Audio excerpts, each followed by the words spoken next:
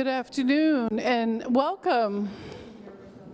Thank you everyone for joining us for our fourth and final panel for the 20th anniversary of the International Ocean Film Festival. Very excited to have you here with us today. My name is Anna Blanco and I'm the Executive Director of the International Ocean Film Festival. And we are super excited for this particular panel discussion. I'm guessing that most of you went in to see the film Collision. We were so fortunate to be able to have the world premiere of the film thanks to Philip Hamilton and his team. And you are in for a real treat. We have a very distinguished guest of panelists for this discussion today. We are live streaming as well.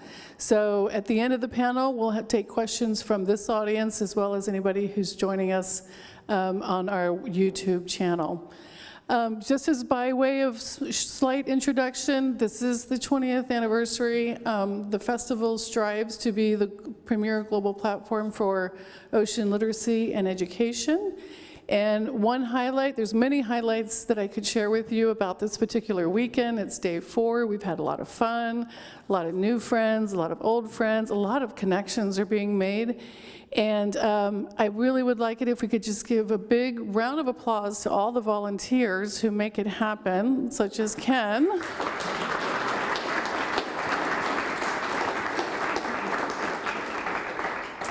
You've seen them running around all weekend and these lovely, beautiful blue t-shirts. Without them, we couldn't make the festival happen. And a side note, I also wanted to share, first time ever for the film festival, the city of San Francisco lit up City Hall last night in blue. And it was beautiful. We'll be posting that photo on our website. And it was just such an honor to have that recognition by the city of San Francisco. Thank you for your patience in letting us delay this panel by, I don't know, about maybe half an hour. Thank you for your patience. Like I said, you're in for a real treat. And now I'm going to turn it over to our moderator, Jeff Boehm, the Chief External Relations Officer for the Marine Mammal Center, friend of the festival, former ocean champion honoree in 2018. It's my pleasure to have you here today, and thank you for joining us.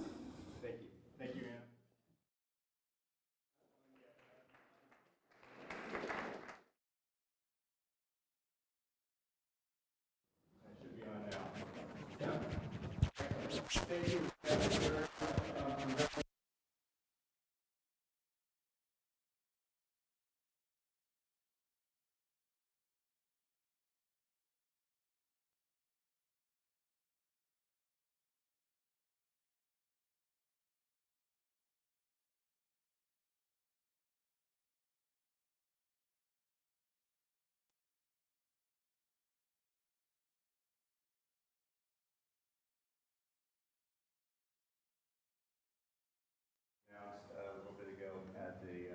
Screening. Congratulations to you. Thank you. Yeah. I'm going to briefly introduce everyone by name and then offer each of them about 2 to 3 minutes to introduce themselves. We want to set a feeling of a conversation here, right? And we want to welcome questions from all of you after I have a chance to ask them some questions first. So with us here today on my right is... Oh. All right. That was trying to avoid with the juggling. All right. How's this? Is that any different? Oh.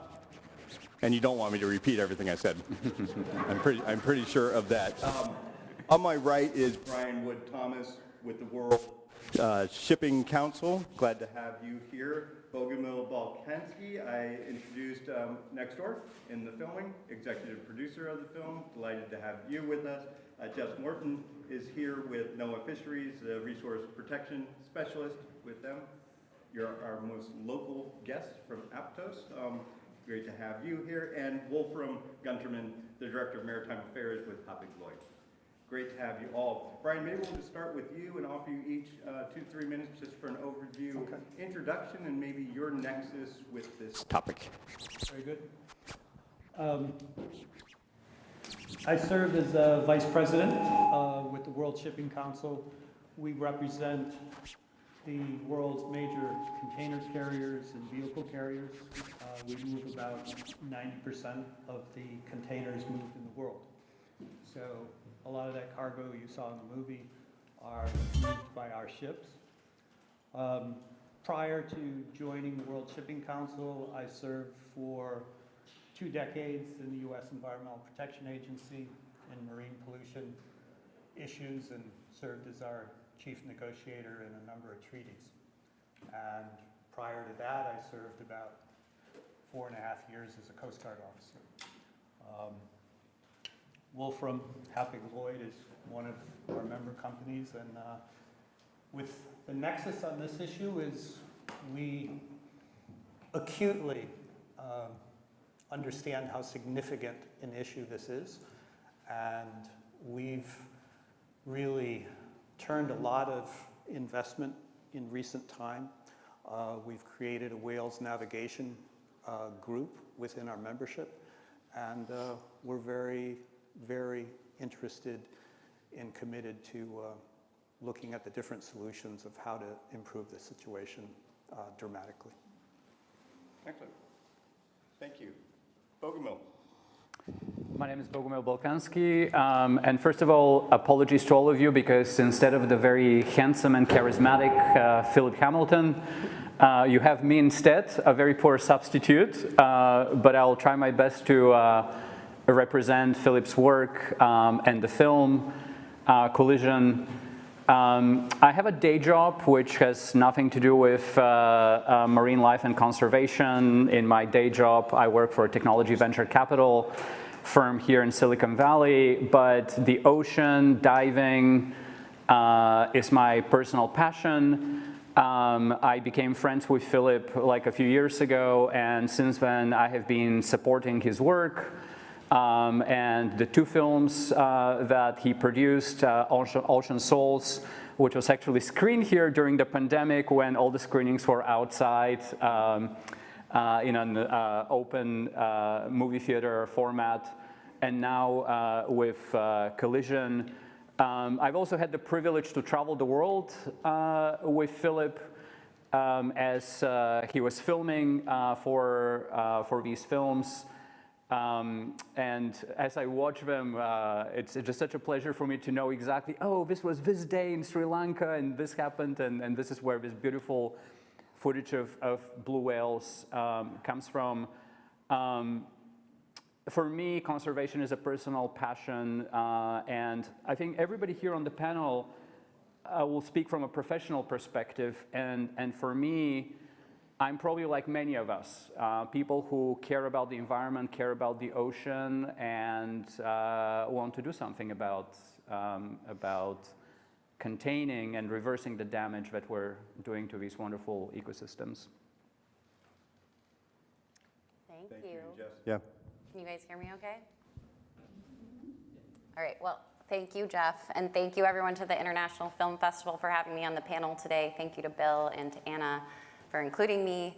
I work with NOAA's Office of National Marine Sanctuaries in California. I also work with the California Marine Sanctuary Foundation, and the majority of my work is focused on whale conservation policy, and the specific focus of most of my work is on reducing ship strike risk in California's national marine sanctuaries.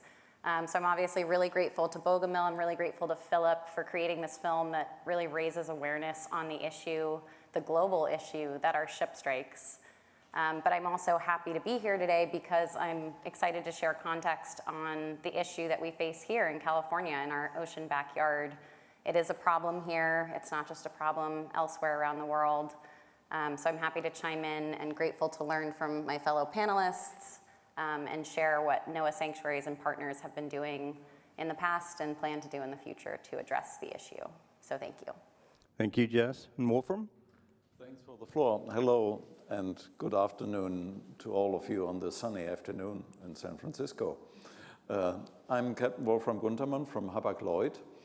As you can see in the trailer we generated, Hapag-Lloyd is sailing the seas for more than 175 years.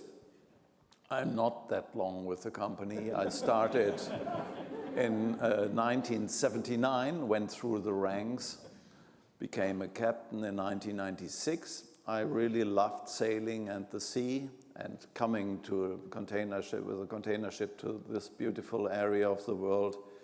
But in 1999, I was stranded ashore in New Jersey. I was doing marine operations, and great experience. After 9 years, 2008, repatriated to Hamburg, and where we as Hapag-Lloyd created our own EPA, so to say, environmental management, environmental affairs for the ships. And that's exactly one of the features where we are also in the issue of protection of cetaceans. And it's just one part of the environmental protection, but an important part. And thanks again, I'm glad to be here. You're so welcome. Glad to have you here. I want to offer a few words of context, and following a film like that, it's like, what more can I add, right? Well, what I can add is more of the local perspective, and I'm not going to be stealing Jess's thunder on what she's going to be speaking to, but we'll share the thunder, yeah? Okay. It's a fascinating region, obviously. Most of you presumably live here. I was driving across the Golden Gate Bridge on my way here this afternoon with my son Ty, and a ship, I can't tell you what line, was passing underneath the Golden Gate Bridge. And I'm thinking of the co-occurrence of harbor porpoises and whales coming in and out of the San Francisco Bay in numbers that we haven't seen in decades. And I'm also thinking about, I was doing a lot of thinking, I was thinking about the fact that most of the people transiting the bridge are not thinking about that, are not even aware of that, are maybe seeing the vessel and awestruck by its size, which one always is, but aware of the co-occurrence of all these things? Probably not, excepting a group like this. And there is so much that is going on. Sadly, several weeks ago, I can't remember, maybe as much as 2 months ago now, a humpback whale washed ashore not far from where we are here today. A beloved humpback whale named Fran, who had been being followed via an app for the longest time of any humpback whale. When our teams got out from the Marine Mammal Center and Cal Academy to investigate, found that her head had been separated from her body by about 1.5 feet. It was a ship strike, a collision, fatal and horrifically graphic evidence of that. Last weekend, Friday evening into Saturday, locally a little closer in at Bolinas, just up the coast, our teams investigated another mortality of a gray whale this time with prop marks down the tailstock, the absence of the tail flukes. That was a horrible image in the film, wasn't it, when we saw that? Very, very similar to that instance, with the additional insult of having a rope trailing out of his or her mouth. I saw a team member of ours from the Marine Mammal Center just on Friday, and he was really excited to tell me that on Thursday, he had been up in the headlands above the Golden Gate Bridge in contact with one of our staff who may be here today, Becca, out on the water, and they were observing at the same time 5 gray whales swimming between Angel Island and the East Bay shoreline. Not 5 like in a little posse, but 5, and around those waters where there are high-speed ferries transiting frequently. So the occurrence is not an obscure one. It's not an everyday occurrence, but it happens at a pace, right? And our oceans, was it 2 weeks ago, we probably all saw the headline of the rising temperatures of ocean water, and that 2023 was off at a clip that was above the rate that had been seen in other extreme years recently.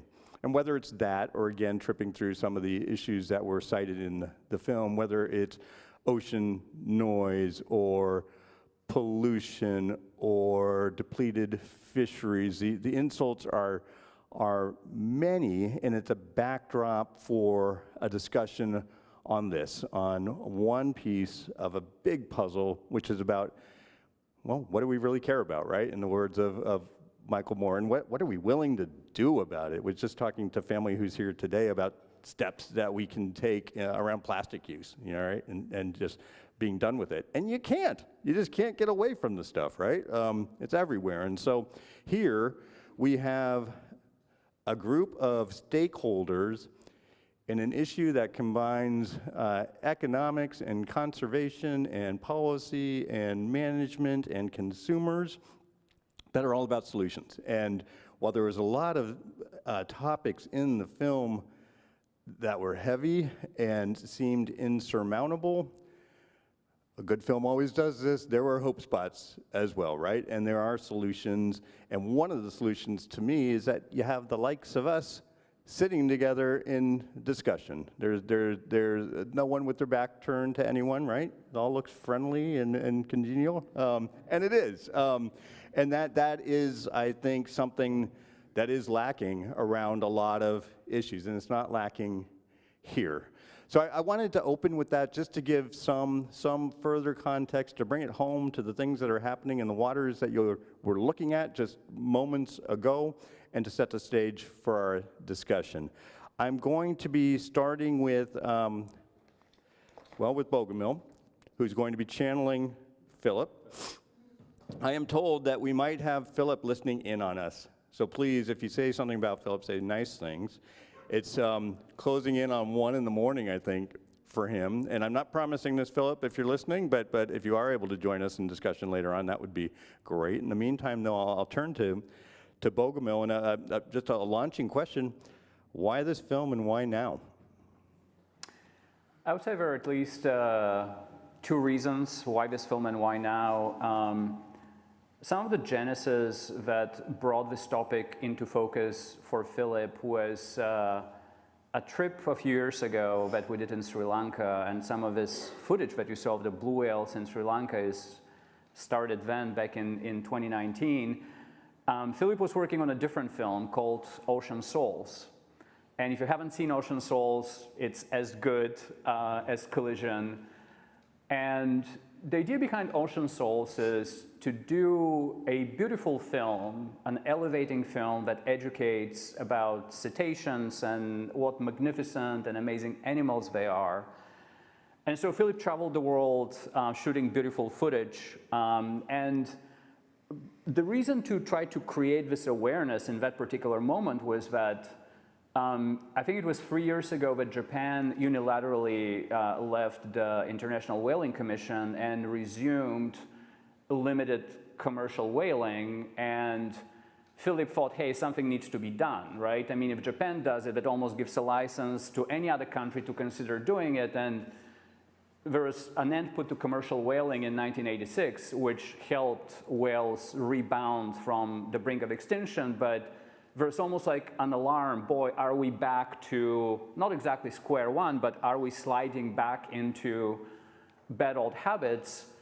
And he thought that, hey, you know, we need to do something to raise awareness of how these magnificent animals are again maybe in danger.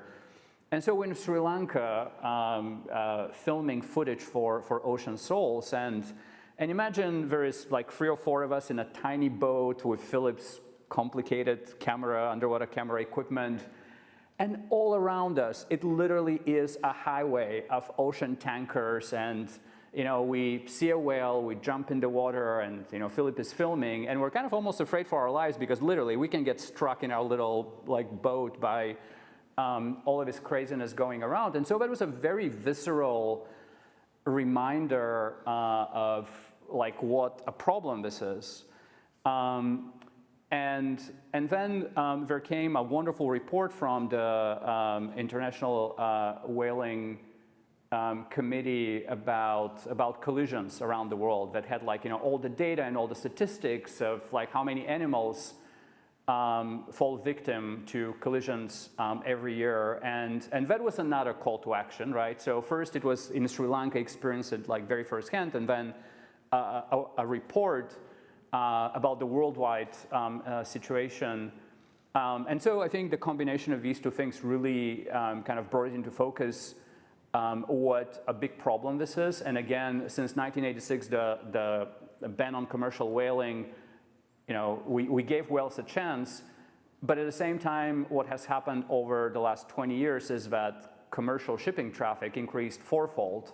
And now all of a sudden, like the biggest danger for whales is no longer somebody hunting them, but it literally is collisions with ships. And again, Philip thought that, hey, you know, that deserves its own film right now. And also there is honestly like a message of hope here that, as you saw in the film, some of the solutions aren't that complicated. I mean, you don't need to develop some miraculous new technology. You know, some of the solutions are as simple as, hey, if you can convince a critical mass of shipping companies to alter routes by 15 miles, that's kind of, I mean, nothing is simple. I don't want to say that like it's a simple thing for shipping companies, but on the grand scheme of things, it's within the reach. So that was the motivation of why and why now. Well, we're glad he had that motivation to tell the story. We all met as a group in planning for this panel discussion, and one of the words that Philip was quick to go to was the word trust. And I didn't count the number of individuals who were interviewed in the film, but 2, 3 dozen? It was a large number. And in every setting, there must have to be that stage set, one of comfort, one of trust. If you could speak to that and how trust showed up in the creation of this film. Well, I mean, Philip is thorough, as you can tell,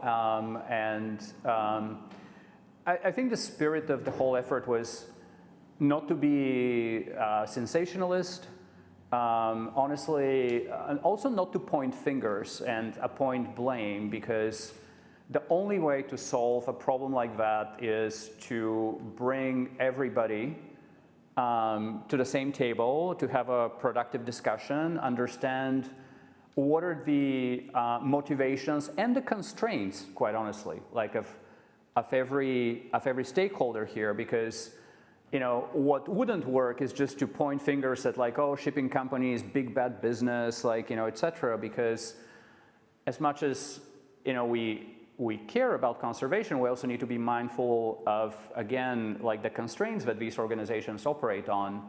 And the word trust is really critical because, again, the spirit of the whole film is to establish trust, you know, with one another among the different stakeholders so that you can actually affect change, as opposed to, you know, being preachy or try to assign blame. Thank you for that. Want to turn to Bryan now with the World Shipping Council. Bryan and I had only met via conference call until Friday when he and his family came and visited us at the Marine Mammal Center, so you got to see a slightly different type of hospital than I'm sure he and the family were used to. It was a pleasure to get time with you then.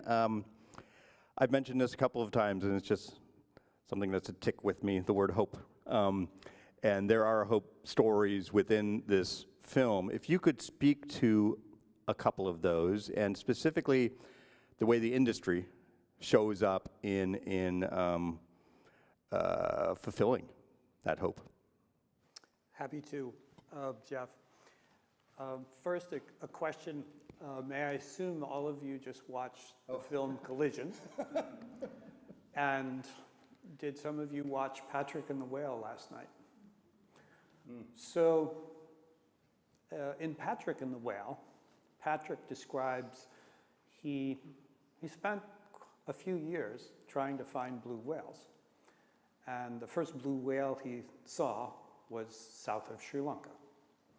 And you've heard Bogomil and others in the film mention Sri Lanka, and you can say, why is there so much discussion and focus on these waters south of Sri Lanka? Why is because you heard reference in the film to traffic separation schemes. Traffic separation schemes are largely created to create designated traffic lanes separating ships going in opposite directions to prevent nasty accidents. So the traffic separation scheme that exists today, south of Sri Lanka, was created in 1980.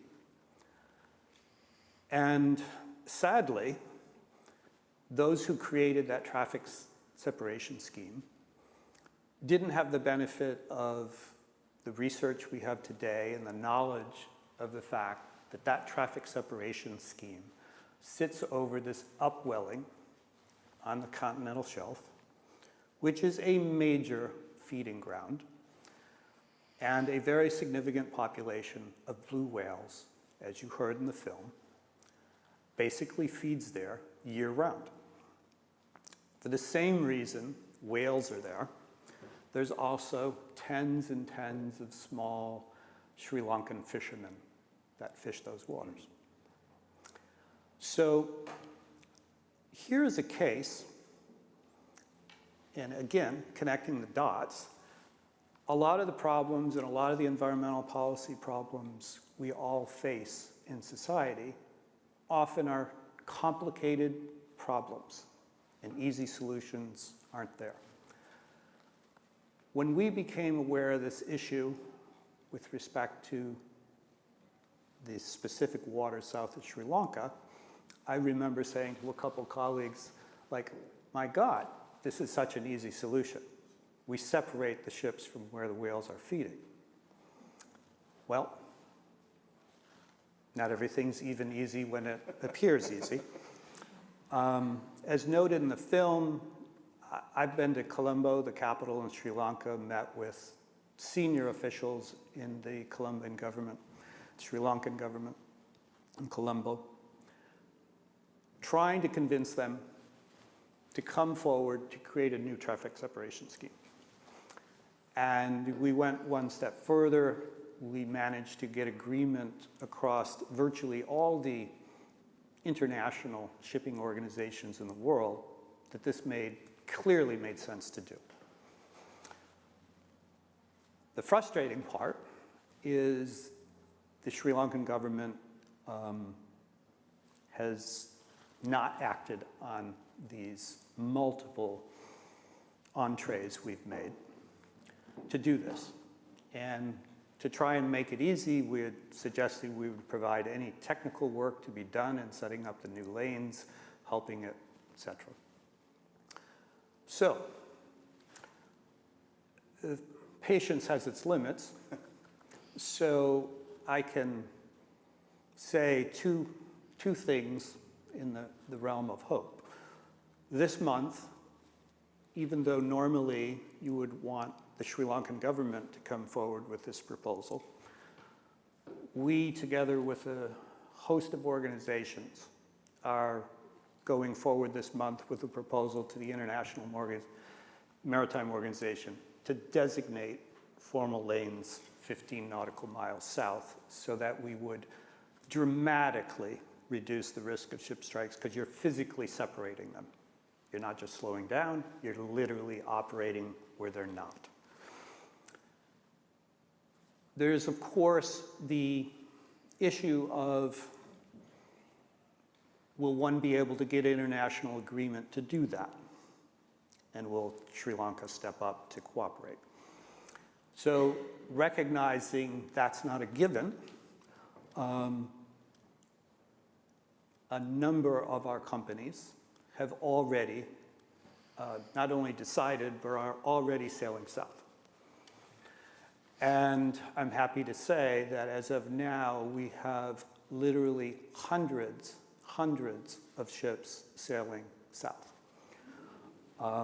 And that number is likely to grow. So that's one message of hope. And then the other element I'll mention is it might surprise you in this day of technology that there is no single resource available to mariners that show where there are either mandatory or voluntary requirements relating to cetaceans protection around the world. And so working in our navigation group, we're creating a resource for mariners that will list every mandatory voluntary restriction on the world with precise navigational coordinates so that our navigational planning people can use that. and we will likely expand that reference to include some places there are no mandatory or voluntary requirements, but areas we're aware that there are issues by working with colleagues, whether it be in NOAA or other organizations, and where we will simply voluntarily take changes. So those are the two specific items of hope I throw out there for. Excellent, excellent. Appreciate that. And so with routing measures,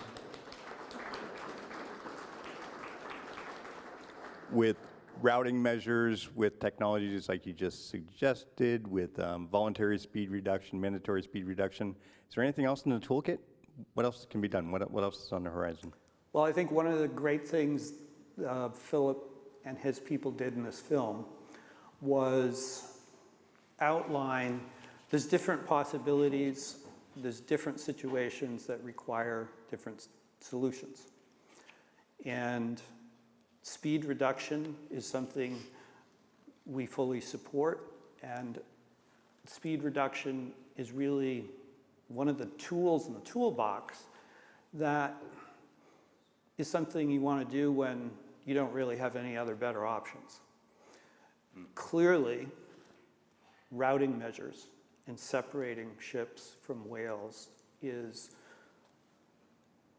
by far and above the best solution wherever that is possible, because you're physically separating the whales from the ships. And as you saw, very well done in the film, is the whales are preoccupied, they live in a noisy world, and if we had a room of 20 marine biologists here, they would tell you that it's extraordinarily difficult to predict whether a whale will in fact get out of the way.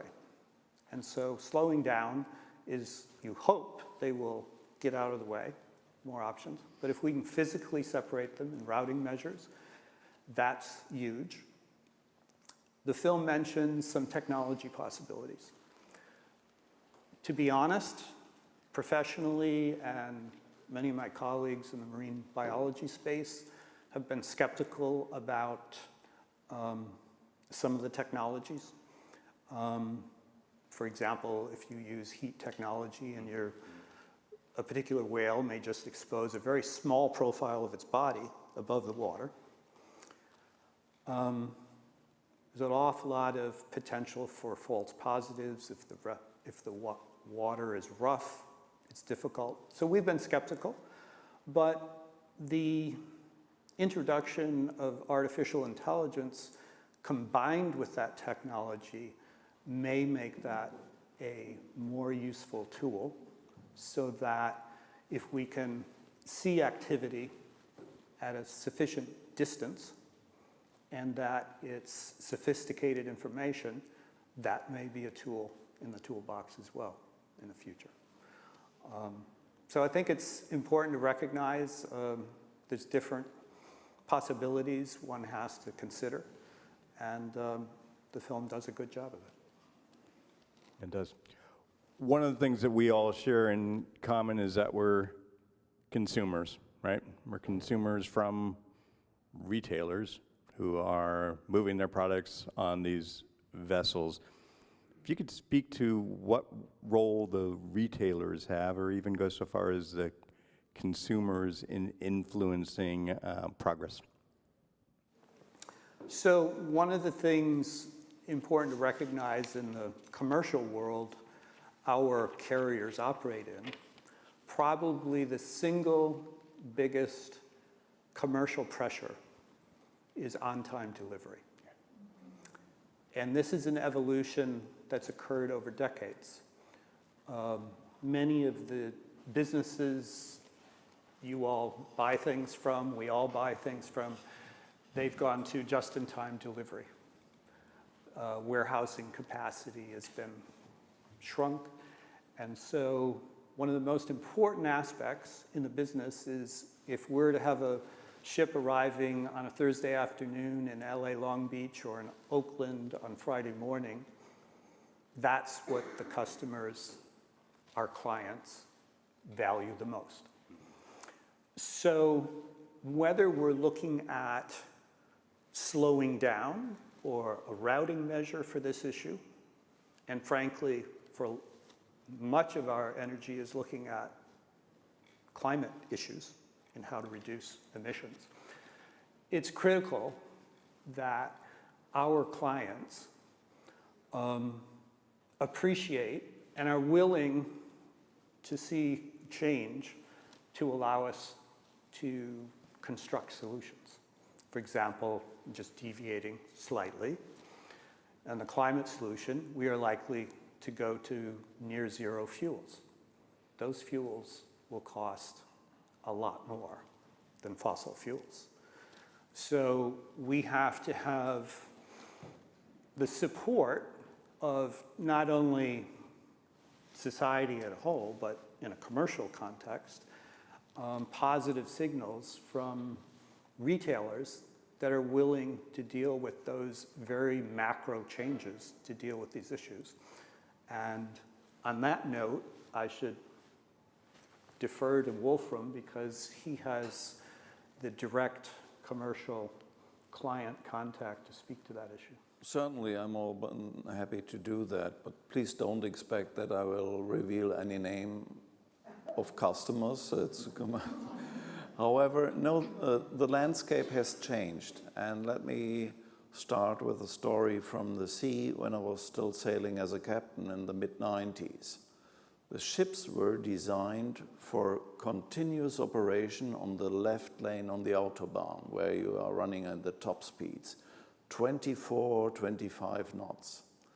Then in about 2007, 2008, slow steaming came. Slow steaming was implemented, and the vessels were not supposed to run at 24 knots anymore.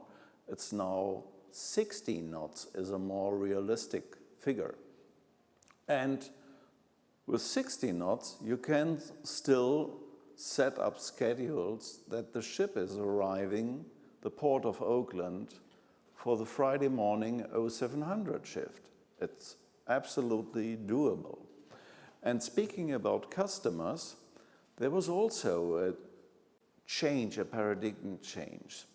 Like about 20 years ago, the Clean Cargo Working Group came into being. It was under the umbrella of BSR, Business of Social Responsibility, and it was, speaking about trust, it was a mutual agreement between some selected customers and some of the shipping lines to share the greenhouse gas emissions, the CO2 footprint, anonymized, all as a good start.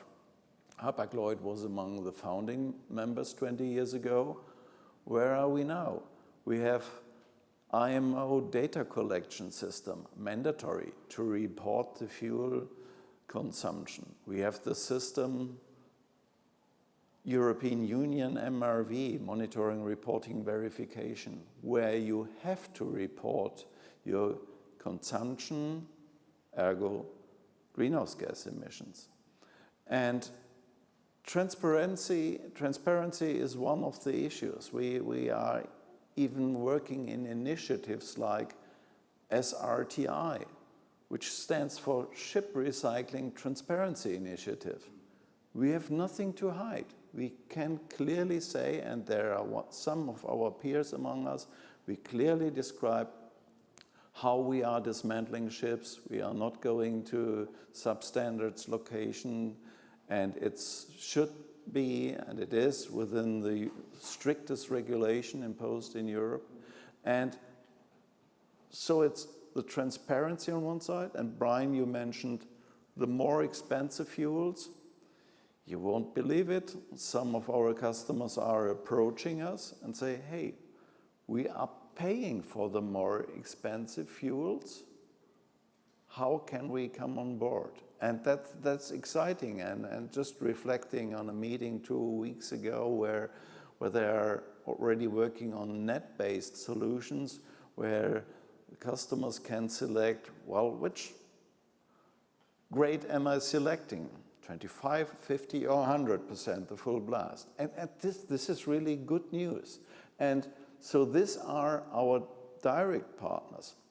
However, the end consumers, and I think this is a result of the pandemic, that the disruption of the transport chains, that all of a sudden we had to witness empty shelves in the supermarkets. Some commodities were all of a sudden not available due to the Russian aggression on Ukraine. All of a sudden there was no cooking oil in Germany. And so, well, and supply chains, the necessity of supply chains, I think that's something which people are realizing more and more.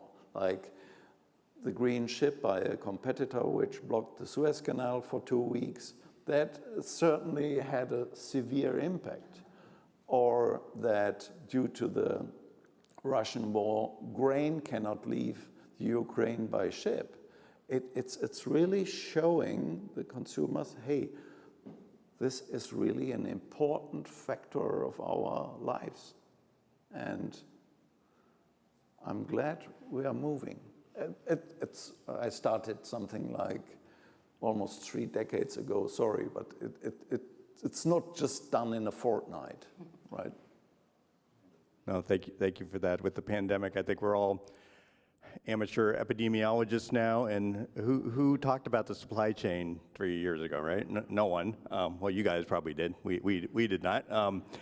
Wolfram and I had a really enjoyable conversation about 10 days ago where some of this was borne out in discussion. I was like, oh, come on, now take me into the boardroom. What is really discussed when this issue of slowing down to save whales comes up? Thank you, good save. It's as plain as he discussed it just now, and I appreciate that. The two takeaways from Bryan and from Wolfram for me in this moment are, first of all, it's not how fast you get the product there, it's getting the product there when you said you were going to get the product there, right? And that the retailers are willing to pay a premium for their brand in order to be doing right by what their consumers are expecting, and that's all of us. Bryan touched on this earlier, and there's no one place to go to understand kind of what the speed limit is, or whether it's mandatory or voluntary, or whether it's seasonal.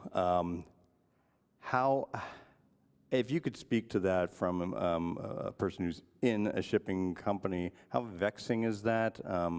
How difficult are solutions in that area? Well, I wouldn't say they are difficult. It is not that one size fits all.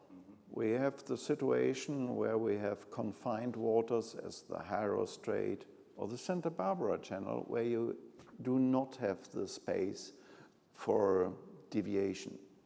And let me tell you a story from the beautiful country of Oman, where I had the honor to pay a visit to a workshop in the capital, Muscat. Completely new topic. It was about, or it is about, the Arabian humpback whale, which is a small local population, just 200 species, highly endangered.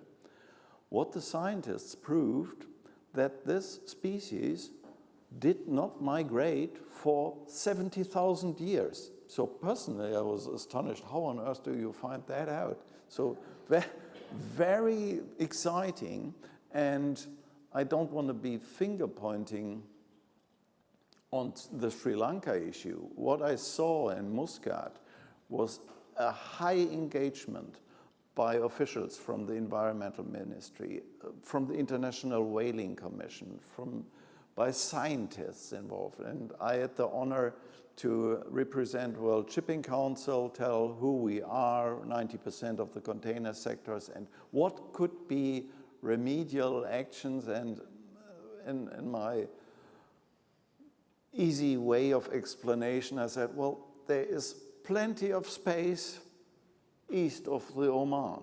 So that's my initial opinion. There's no necessity to slow down. You can go as far east as Malaysia if you want to deviate from the areas where you may find whales.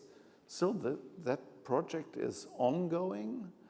Again, it cannot be done in 2 or 3 weeks, and I'm excited to see that. So all of a sudden, new situations are emerging, and we say, okay, we are talking, and let's see what kind of solutions we are having. Yeah. Fantastic.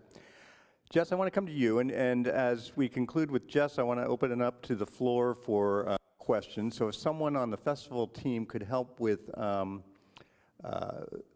another mic, or maybe that's going to be me. It's going to be me walking around and talking to you guys. So get your questions ready.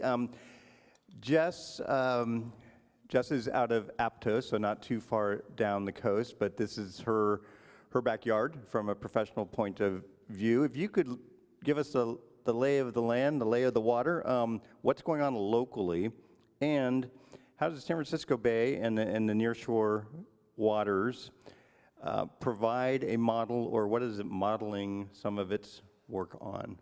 Sure. Thank you, Jeff. And I will invite you to chime in because we should share this one. So for those who are not familiar, I'm assuming most of the people in the room, and sorry, I'm hearing feedback. Are we okay audio-wise? Okay. I'm assuming most people in the room are from the area and hopefully are aware of the whale species that exist off of our coastline. But for policy efforts when it comes to NOAA sanctuaries and NOAA at large as an agency, for California, we have 3 endangered whale populations that we focus on most heavily because we see them the most in our coastal waters. And so that's typically blue whales, fin whales, and humpback whales. And unfortunately for California, I can confirm that we see about 3 to 4 confirmed documented ship strike fatalities on those endangered populations per year. And as the film highlighted, I think really beautifully, that's definitely only a subset of the total occurrence that's taking place. We know that the large majority of whales that are getting hit by ships are likely sinking since whales are negatively buoyant. Also, currents are very unlikely to bring any of the whales that happen to be floating to our coastline, and I'm so grateful to the Marine Mammal Center because on the rare occasion that they do come to our coastline, they are one of the very few teams that are trained to actually determine the cause of death and confirm that there was internal hemorrhaging, that there is a broken spine, and there are only so many things out there in the ocean that can break a blue whale's spine. And so we do have this issue in California. We have confirmed ship strike events taking place every year. Like I said, much smaller number than what we think is actually occurring. And so in more recent years, we've been working much more closely with different research organizations, Point Blue Conservation Science, which is a local San Francisco area organization. They're doing amazing work. Cotton Rockwood, if you're familiar with his work, is doing a lot of modeling work to try to estimate what the total mortality is, not just what we see. And unfortunately, the totals that he's coming up with are closer to 80 endangered whales per year just along the US West coastline. So we do have this problem. There is some urgency associated with it. And a lot of the things that you saw featured in the film that have taken place around the globe are things that we've done here in California, not just in California, but across both coasts of the United States. And the first one that the film highlighted as the best solution possible is to separate ships and whales whenever you can. So try to relocate the shipping lanes that we currently have for all of this traffic away from where we know whales are concentrating. And as the film also noted, it's usually not a silver bullet solution. We don't usually have one great answer on where to put the shipping lanes, especially since different whale populations exist in different places. We don't typically see blue whales where we see humpback whales and vice versa. It's different for every species. And on top of that, with climate change, things are moving around, conditions are changing, and so whales are in different places than we expect them to be. And so that's why the vessel speed reduction component of what this group has mentioned and the film highlighted is so important, because there is going to be this level of inevitable overlap that exists between the whale species and the ships. And so I am happy to say that in California for over a decade now, NOAA sanctuaries, along with a lot of partners, have worked on voluntary vessel speed reduction requests that have gone out to commercial ships that are passing through the area, including Hapag-Lloyd. We've worked closely with them for many, many years now. And early on in asking ships to slow down, I am sad to report that we didn't actually see a lot of cooperation. And part of it, honestly, I will say might be because of what Jeff was just alluding to with Wolfram, that there are so many different programs out there across the world, and Hapag-Lloyd, for example, is operating ships on a global transit basis and trying to figure out all of the different opportunities to try to get involved with whale-safer, whale-friendlier operations is not as easy as it sounds. So for many years, we didn't really see cooperation levels at a level that was allowing us to actually achieve our conservation goals. And so what's happened in the past 7 years is an incentive-based approach to this vessel speed reduction program, where we've really just tried to motivate the companies that are cooperating with these slow speed requests by offering them a lot of positive press and recognition. So similar to what Jeff was pointing to earlier, we're really trying to find this connection point between the shipping lines and commercial shipping in general with consumers, and trying to make it so that Hapag-Lloyd can actually get credit for the fact that they are slowing down in these areas voluntarily, whereas 5 years ago, definitely 10 years ago, it was much more difficult for them to do that and get credit for doing that. And so this incentive program I'm referencing, I invite you all to check it out online if you can. It's called Protecting Blue Whales, Blue Skies, and it's bluewhalesblueskies.org. And so that's been a major focus for NOAA sanctuaries on the West Coast, where we don't have a regulation in place. They are not required, the vessels are not required to slow down to 10 knots or less. We are requesting that they do so. But the beauty of this incentive program is that there's new transparency added into the mix. And not only the consumers can see that there are certain shipping lines who are doing the right thing off of our coastline, but the customers, the retail brands, are also starting to pay much more attention to this. And so another dimension of what we're working on is the brand ambassador initiative of this program, where we try to bring on as many retail brands as we can to prioritize working with shipping lines like Hapag-Lloyd and like award-level companies in our program, because they're doing the right thing already, and that information is available to them to make that choice and be more selective. Excellent, thank you. If you think of what Jess just shared, I think it's worth reiterating. What Bryan was talking about with Sri Lanka works because we know where the whales hang out, right? What Jess is saying, well, they used to hang out there. Now we're finding this, and that's happening, as I mentioned, in this area in San Francisco Bay. We're just seeing transiting of the bay by whales. That we've got this great photo in our office of a humpback whale breaching, this magnificent breach, and the Salesforce tower is in the background. And it should be Lahaina, right? It just looks so weird to me to see that, and yet it's happening, right? So we need to be adapting, and also in our waters, we haven't mentioned whale safe yet, have we? No, we should, but yeah. Whale safe is another one that's worth you looking at, and it's in partnership with, speaking of the Benioff Salesforce Tower, Benioff Ocean Science Laboratory out of UC Santa Barbara, in collaboration with us and many others, has in place what is a sister program to one down in the Santa Barbara Channel that is a buoy about 22 miles off the coast that is real-time collecting recordings to detect the presence or absence of endangered whales. That is paired with decades of data that suggests the probability of whether the whales would be in the water at that time. And the third component is real-time observations, all of that ground up into something that is then handed off to the ship captains to suggest, almost like if you're driving through a school district and there's a flashing yellow light, you know to slow down, that kind of information that in real time would give that ship captain the opportunity to address evasive measures, however complicated that might be. But that's happening, and that's something that you should know about regionally here in San Francisco Bay. We've talked about a few different programs. You've listed several. What's next from the point of view of the groups that you work with, Jess? Well, so I think I can give two separate answers for this one. The first I'll share is just for 2023 season, since we are embarking upon another vessel speed reduction season in California, which typically has run from May through November season, but in the last few years, we've run it from May through December 15th, because I think many of you are aware, but we've had humpbacks especially hanging out in California longer than we typically used to see them.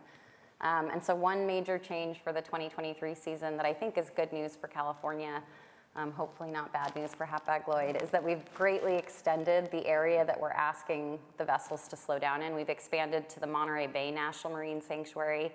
And so I probably should have started with this since I'm working for sanctuaries, but for those who are not aware, we have 4 national marine sanctuaries that exist in California. And prior to this year, Monterey Bay National Marine Sanctuary, which is a really large sanctuary space, wasn't part of these voluntary vessel speed reduction requests. And so thankfully in 2023, that's something that will be included, since we know we're seeing the same endangered whale species in really large numbers in shipping lanes in Monterey Bay Sanctuary, like we've been seeing for many, many years in Greater Farallones and Cordell Bank, which are just offshore of where we're sitting today. So that's one major change. The other I will note is that we are working, I would say, much more heavily with the brands. I sort of already alluded to this, but the Brand Ambassador Initiative is a really big component and focus of our work right now, since we're realizing, I think we've reached the max value, at least in terms of our own direct communications with the shipping lines at this point. I think we've done a pretty good job of making sure to most of the mariner community that is operating large vessels that we have a request in place. But we really do want to try to motivate them to cooperate much more than they currently are. Since I didn't note this, but we are very fortunate that we've seen an increase in cooperation across all of large vessel traffic, but we're still not at a level that we need to be reaching our conservation goals. We're at about a 60% level of all the large vessel traffic in these zones in California are slowing down, which from a voluntary standpoint is actually kind of incredible, but still isn't what we need in terms of, like I said, achieving conservation goals for these specific endangered populations. So the brand ambassador focus and engaging the retail brands is a really big focus for us within NOAA sanctuaries for the coming year. Thank you, Jess. I want to come out into the audience now and see if we have questions from all of you. I'll ask a question to warm up.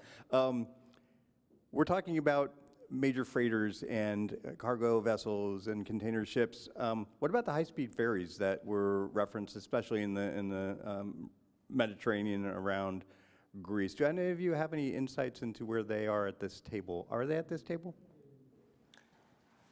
I'll just note, from our perspective, it's refreshing that the policy conversation about how to address this issue has expanded. For example, when the rules on the Atlantic coast for North Atlantic right whales were enacted, high-speed ferries were exempted, which seems a little odd. But what we're seeing is a higher sophistication. There's obviously politics involved, but higher sophistication in the topic. You saw in the movie the high-speed ferries running between Spain and the Canary Islands, and these are truly high-speed. Hull form matters. They have very narrow, thin hull profiles. That's an unforgiving profile. It's hydrodynamically efficient. So the fact that attention's being drawn to that makes sense. And to NOAA's credit, they're also have proposed expanding the rules on the Atlantic to smaller vessels who also operate at high speeds. So the policy discourse is broadening, and from our perspective, it's a good thing. Fantastic. I should note, in addition to Bryan's celebrity being in the film, Michael Fishback, there you are, is here with us as well. Thank you for your part in telling the story. Appreciated that he was in the film as well. Questions that you might have? Coming back to you, and I'll come up to you. San Francisco has a lot of parades. Parades for everything. If you have a parade in San Francisco, you have to have people in a vehicle. You have to have somebody on each corner of the vehicle so that nobody can get run over by the vehicle. Why couldn't there be something in about the 3-mile stretch where you're going to have most of the opportunity for ship strikes in the bay, have something like the pilot boat or some smaller version of that going through? Now, I know your boats can't stop in a narrow shipping channel, so that stopping is not an option. But something that could move the whales out of the way, or, you know, with vessels, big vessel, smaller vessel, 5 blasts, maybe there's sound. The movie talked about a sound shadow. A small escort boat could make a sound that would say, hey, whales, somebody's coming through, and it can't stop. Who would like to take that? I can chime in on the whale side, I guess, first, if that's helpful. So I love your thinking. It's a great idea. I mean, I think a lot of people, including myself, equate it a lot to the concept of a deer whistle on a car, trying to deter deer from being in the way of your vehicle when you're on the highway, essentially. And so I can confirm that they have tried this. There are research groups that have looked into, I think they've used something more akin to a pinger, but we've tried different ways to alert whales to the presence of ships and danger in the area and tried to even relocate them with noise. Hasn't been very successful. I think the film highlighted this piece pretty well, didn't focus on it very heavily, but when whales are coming to California in particular, they're here to feed, and they are solely focused on trying to regain their strength after making a very long migration. And so trying to get whales, first of all, even if it were successful, which it's not, they don't tend to move when we put sound into the environment in that way. But on top of that, they're already nutritionally stressed, they're exhausted. The thought of trying to deter them from staying in the environment where they're here to feed is also not necessarily the most ideal approach, I think, for NOAA and different conservation groups. But on top of all of that, it's just not proving to be effective. If anything, we found that they surface more than actually leave the area, which actually makes them more vulnerable to getting hit by a ship. So unfortunately, it's not a solution we found that works here.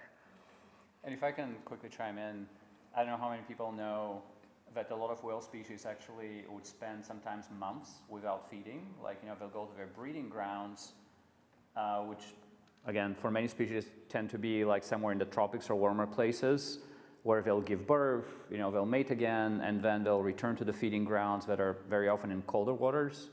But it means that these animals like don't eat for 3-4 months. They'll lose like, you know, 30% of their body weight, and then when they go back to their feeding grounds, they are focused on finding food. And as somebody who has been trying to many times jump in the water with whales, like to film, I mean, these animals have a mind of their own. They're not easy to control. Like, you know, they don't respond to signals. It's not like, oh, whale, I want you to do this. And here is like, I'm going to make some signs, and, you know, we're going to move in this direction. It's just not how it works. I mean, it's so difficult to even identify a whale. And yes, they come up to the surface, and typically the way you find them is by like the blowhole. But again, like even that is not very easy. So these are some of the difficulties why, even if you have a pilot boat or something, what are the chances that you'll actually see the whale? They could be like 2 meters below the surface and like right in front of you, and it's murky waters, and you know, you can't even see them. And again, you know, like just mentioned, I don't think we've invented productive ways to control their behavior. Thank you for those responses, and thank you for that question. Coming here, where am I going next? I'm coming over to you, or I'll stop here first and then come to you. Yes, such a powerful film. It was just wonderful. And two questions, one very quick, but one, how did you choose which locations and populations you were going to spotlight? Because I assume there are more, and I love some of the graphics on that. And then how can we see the film generally after this? Yeah, how do you choose locations? Honestly, it's a combination of, again, I mentioned this report that came out of the International, like, you know, Whaling Committee that gave a lot of data of, like, you know, where the hotspots. So that's one input. The second input is where do you have local scientists or communities that are doing some interesting work? Like the lady, for example, like in Atacama, Anna, remember like the PhD student, like, who was like, monitoring the whales from like, this desert hill. So we try to identify people like her, like around the world who care and are doing something interesting. I kept thinking you were going to come to San Francisco Bay. Oh, too obvious and too easy. And your second question, as of yesterday, the film is actually available on Amazon Prime Video. So you can go and rent or buy it. And if you just search for Collision, Philip Hamilton, you'll find it easily. Great, thank you. Thank you for that. I just was wondering, what is the objection of the Sri Lankan government, their objection and their resistance? As you can expect, I need to be diplomatic in answering that, because we talked about cooperation and trust. We're still hoping that the Sri Lankan government will step up to cooperate, because if they engage in this proposal, then it will happen. Okay, so we would be delighted to see them engage. And in fairness to Sri Lanka, they have had, and this is referenced in the film, they've had some incredible problems to deal with internally. Political problems, economic problems, political instability. So that has been the backdrop. Appropriately referenced in the film, there seems to be a perception that they think if we move our ships further offshore, that this will somehow hurt them economically. We have tried to tell them we don't. We're the ships carrying the goods into Colombo, into Hambantota. They're two big ports.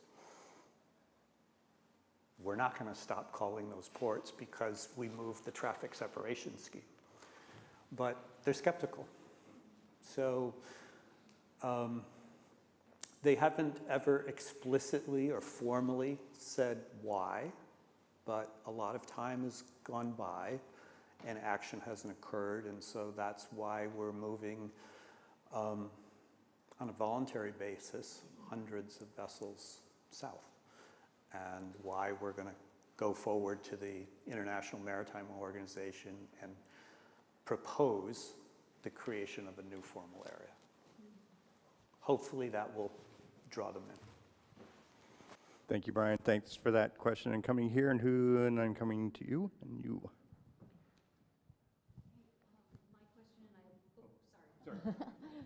Queuing you up for next. First of all, thank you so much for a really great panel. It was really interesting. And I have kind of two questions. I loved what you mentioned earlier about the buoy system that is being created, but I'm curious how easy that is for captains to maybe respond to that real-time data. If they're on a schedule, they have to be in port by a certain time. Is it like possible for them to then slow down or maybe change their, course to make that work? And then the other question is, are there still a lot of players within the industry that are balking against trying to be a part of this? And how difficult does that make that for those companies who do want to do something, but obviously they have to, still compete? Well, let me take that. If I am, as a captain, aware about an area to be avoided, and I guess at the East Coast it will become a little bit more complicated because you cannot predict the presence of the whales as it used to be like 20 years ago. Having said that, when you have these dynamic areas, they certainly have to be promulgated fast. And it's not like, and as soon as you know it, you can really replan your routing. It is nothing different than, oh, well, I have to be at the airport Friday afternoon, rush hour, so that there's heavy congestion. So if you are coming, say, from Lake Tahoe or wherever, you have to adjust your speed to take in the buffer time for spending the time in the traffic jam and still be on time. It's the same wash, actually. And your second question was, if you could kindly reframe it, apologies. Yeah, no problem. No, basically, those of you that are willing to do what it takes to protect these whales, I understand, obviously, you're still in business, and are there a lot of companies still not willing to do that, and how does that make it difficult for you, because you are running a business and you have to compete and, you know, all that? Thank you for rephrasing it. As far as my memory serves, the first workshop on the protection of northern right whales I attended was in fall '99 in Boston, Massachusetts.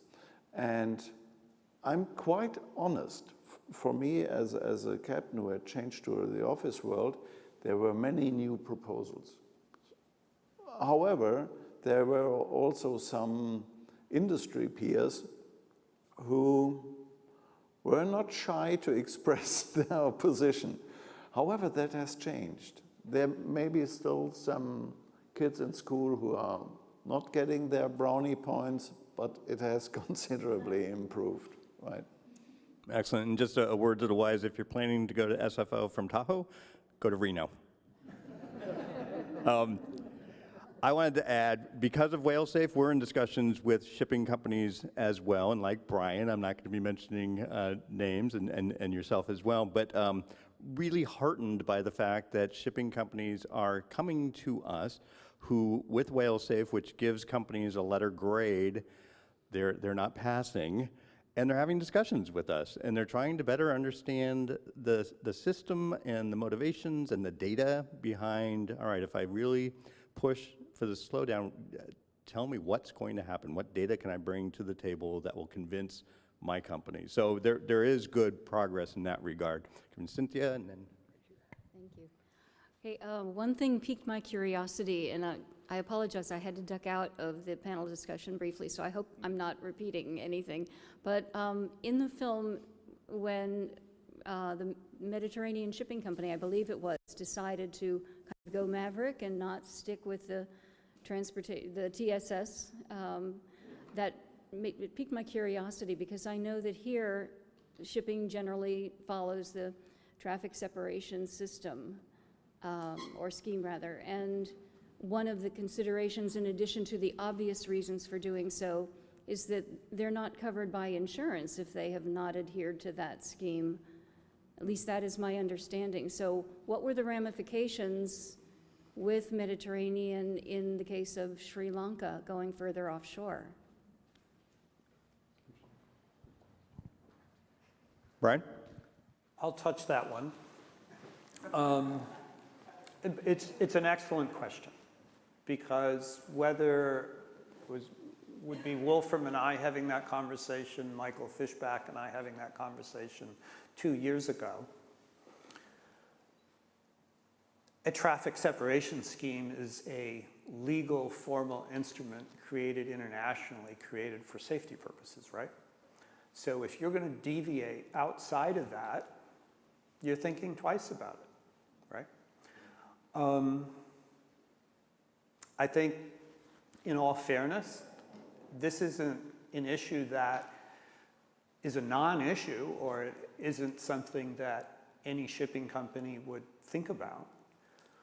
But there's two factors. One is there is freedom of navigation provisions. You are generally free to sail where you like. And then the fact that we have tens of companies and hundreds of ships now choosing to sail south, it's a recognition, and in a positive sense, it's a response to the frustration of not being able to get this moved officially, right?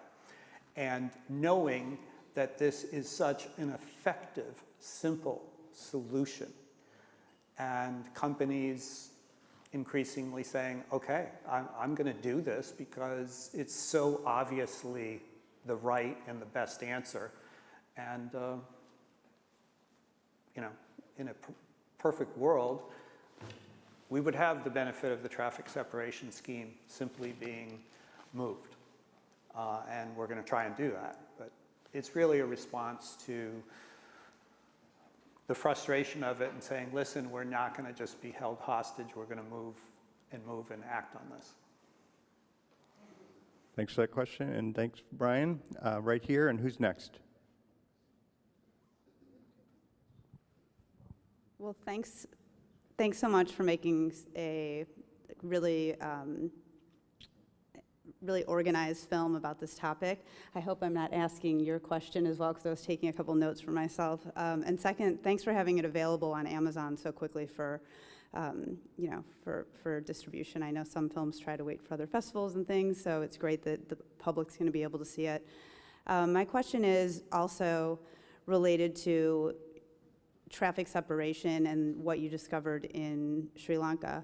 How many areas, when you say you're going to share that with captains and have notice of voluntary moving of the traffic or mandatory traffic, like how many areas around the globe already have that research done or know the migration patterns or know where the whales are, in your opinion, based on scientists and what you were looking at in this film? I mean, is that a long list? And I'm just curious who's doing that work as well. So thanks. On a positive note, some of those changes have already occurred, and credit to the NOAA. There's various traffic separation schemes in the United States that have been modified and changed specifically to avoid whales. So there have been a number of actions that have already occurred in different places, certainly in the United States and elsewhere for these reasons. You saw in the film the piece in Panama. I couldn't venture to quantify what the opportunities are around the world. Any number of people involved in these issues, Michael, Jess, they all have examples of places where this is possible, but I think it's probably difficult to put a number on it. And if I may add, we should bear in mind that many traffic separation schemes are for the purpose of traffic safety. Think about the European North Continent, Dover Strait, North Sea, some areas of Japan. You really have to stick to the traffic pattern, just really for the sake of safety of traffic. Thank you both. Jeff, can I just add a little bit more on that? I will say that from a climate perspective, since we are recognizing whales are moving around in different places than we expect them to be, there is a lot more focus in the last few years on migratory corridors for whales. And here in California, for the programs that NOAA Sanctuaries implements, we pick key habitats off of California where we ask ships to slow down. But increasingly, we're realizing that those boundaries really don't represent all of the areas where whales are traveling and feeding. And so there is more focus on trying to expand the areas where we're actually asking for these measures to be in place. And so one really great report that is available, I didn't have any part in this, but WWF did a great report relatively recently that mapped out the migratory corridors of most of the endangered populations that we are aware of, I will note. So that's a great resource, but it's variable. I mean, even in the United States, where we do have more funding to go do more whale monitoring work, I can use fin whales as an example, even in California, where they're far enough offshore that we don't have nearly as good of an understanding of where they are, where they feed, where they mate, where they calve, as some other species that are closer to shore. So in some ways, California, we're leading the way because we have great whale data and we've implemented all of these conservation measures, but in a lot of ways, we're still asking similar questions to other places in the world of where are the whales going to be, how can we help inform the shipping industry on where we expect them to be in the future. And I'll say personally, I think for Sri Lanka, I think that's why it's particularly frustrating and also maybe hopeful. Since the research is there, that's a resident population. They don't migrate, those pygmy blue whales in Sri Lanka. And so they actually do have really solid data to suggest the things that the film was sharing, that if they move the shipping lanes, that's 15 nautical miles to a different location, they have this major impact. We don't necessarily have the same clarity with the populations we have in California, but we're working on it all the time, and a lot of the measures that are in place to monitor whale activity definitely help us answer those questions. Thank you, Jess, for adding on to that there. And then here to Michael, if I can get across. My own traffic lane. What technologies are available at this point for essentially determining presence, absence of whales, other than being out there and seeing them surface? I can go first and then invite what other monitoring technologies are out there for finding whales. So definitely human beings on planes and boats are one major way we still look for whales. A really important way to verify that there are whales in the places we expect them to be or not where we expect them to be. Acoustic detections are also a really important piece, and that's something Jeff was noting for the Whale Safe project, which again, I'll give another website because it's a short one. Whalesafe.com is this Benioff Ocean Science Laboratories website that gives you real-time whale detection information and monitoring information for areas off of the California coast. And acoustic detections are really valuable. They can give us presence information and confirm we know whales were here, we heard them. They don't tell you if whales weren't there, so there's no absence data associated with hearing a whale in the area. You can't confirm just because you didn't hear one that they weren't there. Thermal imaging, which I think the film covered a little bit, being able to detect either the body of a whale with thermal cameras or the blow of the whale with thermal cameras. That's something that's definitely being tested out more. I know some of the shipping lines are looking into installing thermal detection systems on the front of their ships so that they can identify if there are whales in the vicinity as they're traveling. Those are the three I think I would highlight. But for us, at least in California, we lean most heavily on visual sightings from people surveying and then also the acoustic detections. Thank you for that, Jess. Michael, coming to you, if you could remind folks of the organization that you are with, and I'm going to give you the last question from the floor. Sure. It's not actually going to be a question, but I'm Michael Fishback. I work with the Great Whale Conservancy Whale Guardians program. We work a lot on eliminating shipwrecks globally, and we had a heck of a lot to do with the creation of this film. That's another story. I want to this is mostly for the audience here, because this, I think, was left out of the conversation today. I want to bring you to the film to my dear friend Susie Buchan, who is a new mom. If you're listening, Susie, I hope Noah is doing well. The biologist in Chile that showed you the graphic of the daytime, nighttime dive profiles of the whales. So all of you, when you think of fixing this problem and when you think about talking about this problem, we tend to think about daytime. We're talking about observation and finding the whales and seeing the whales, but half of our lives and their lives happen at nighttime. And in fact, as Susie pointed out in the film, most of these endangered species, like the ones we have in California, the blues, the fins, and the humpbacks that eat a lot of krill, which are photosensitive, are far more susceptible to being struck in the nighttime than they are in the daytime. So when you think about your solutions and when you ask questions about the solutions, remember it's a little bit more complicated at nighttime. So it might lead you towards, as Bryan said, the separation of the ships and the whales. If they're not together in the same place, we don't have to worry about nighttime. And acoustical buoys may be very helpful for that if the whales are vocalizing, because even though we can't see them, we can hear them. So please protect our whales at nighttime as well as daytime. Thank you, Michael.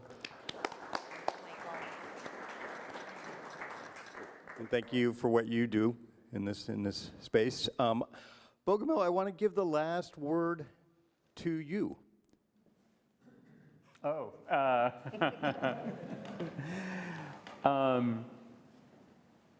First of all, thank you. Thank you for being here. Thank you for watching the film. I'm sure that you'll spread the word about it. Please do, to friends and family.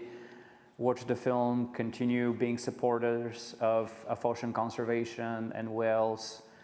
I mentioned that I'm one of you. I'm not professionally engaged with conservation. This is a personal passion, but I think it's upon all of us, not just people who are professionally involved in protecting whales. It's about all of us to do our bit, like to protect these magnificent animals. And if you haven't seen whales out in the wild, go and do it. California is a very good place to go whale watching and just see how magnificent these animals are in the water.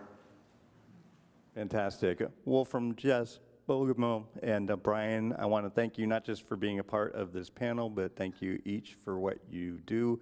You were quick to separate yourself out from us. You are one of us, all of us as players trying to do what we can to move the needle on these very complicated issues. So thank you for what you bring to this professionally and personally, and what you've brought to this program. For all of you, thank you for being a part of this, and take Bogomil up on what he said, please, and be an evangelist out there and get the word out about the film and about the issues and the local issues. Jess and I and Bogomil are local, right, Bogomil? You're local? So through Anna or the festival team, you can find us to continue the discussions, but this has been a real joy to be with you this afternoon, and thank you for being a part of it. To Anna, again, congratulations. To Philip, if you're listening, he can't be listening. He's in Europe. Anyway, so sorry to miss you here, and look forward to welcoming you to San Francisco when you can get here. Congratulations again on the well-deserved award. Thank you all so much. Have a great evening.